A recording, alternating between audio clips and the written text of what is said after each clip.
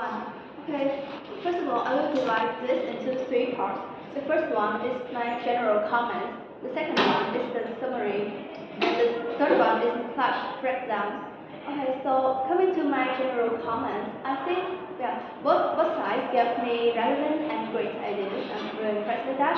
And secondly, you get good rebuttals and also some speakers get preemptions, which I think are really good. But some arguments are basically more like assumptions, like some arguments lack explanation, like I do not know how it can cause that impact. So you cannot state the impact, but it's more like an assumption, and I don't know why it happened.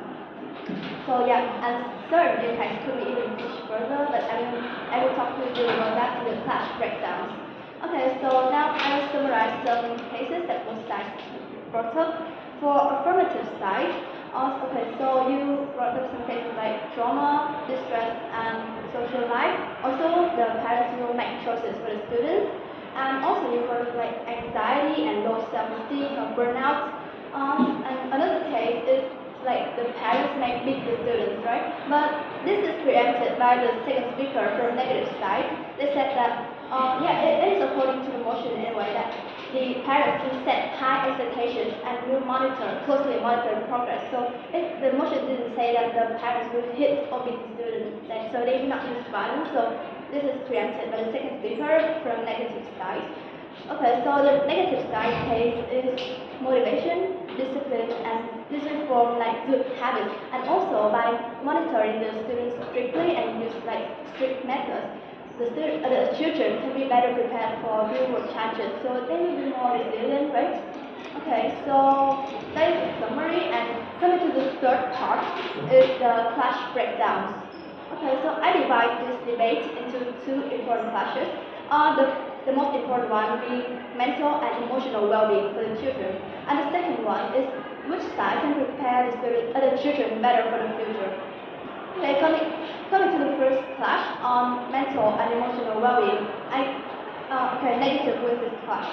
So affirmative side said that this will cause trauma and anxiety for the children. But so something that you can do improve in the next rounds. The first one is you can provide the church with more explanations. So when parents use strict methods and closely monitor children's progress, why do they feel that it's bad? So the parents think this is good for them. This is like they're preparing them for the future. But I do not know why the children will still feel that the parents is doing some bad things towards them. The second thing is you can provide me with more evidence.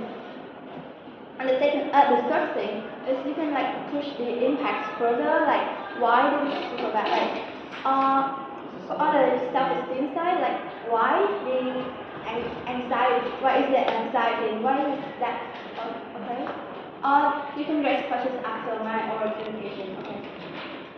Okay, and for negative side, you brought me like some discipline and parents telling their children that, oh, you're good and you can do this. For example, like an example you brought me that if a student like football, the parents will say that, oh, you're so good at football. They will like set high standards so that they can motivate children, right? And this is not violence, no violence included because the parents only expect and monitor progress. They do not beat the students, like what the second speaker from negative side told me.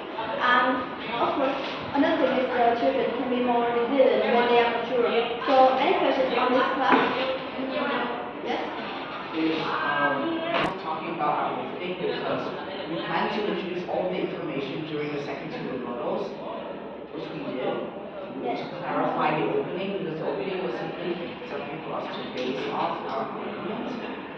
Yes, but I think it's more strategic to like divide the evidence equally because for do you give evidence? So all the evidence is given by the first speaker, and then I cannot like state in the balance that the second and third speaker do give evidence, right? So what I mean is that you can do better in the next rounds by dividing the evidence equally for three speakers so that I can score the three of you on evidence. In this round, I can only score the first speaker for evidence. So yeah, you can do better than that. Okay. During the opening, we heard some language that were cool. I didn't understand most of it. They said that they got their evidence from Cambridge, which is a website that I searched up, but there wasn't like so.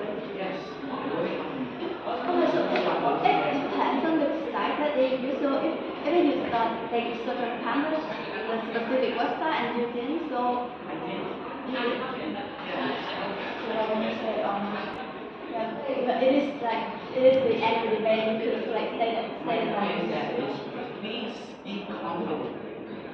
You get higher marks, and that's it. No, it is three parts. It speaking confidently and clearly. Every mark you have more clearly and like use tone or something that will only be marked for the style and you also have content and strategy, which I will not count in your confidence.